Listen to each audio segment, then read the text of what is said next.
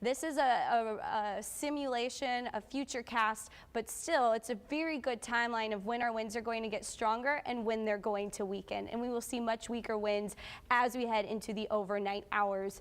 Breaking it down on futurecast now, when it comes to our rainfall, what we are going to see is the rain, still a few breaks, but more heavy bands moving in around lunchtime, and then it becomes much more scattered by 3 o'clock in the afternoon.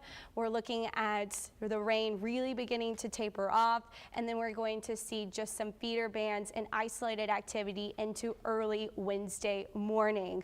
And so right now at the Art Museum and across Corpus Christi Bay, we have been seeing more of those northerly winds, but as those winds shift out of the southeast, that will blow more water across the bay or east-southeast. So it's going to be those easterly winds coming up closer to lunchtime that I would be worried about the potential for some of that surge. We'll also have to keep an eye on our tides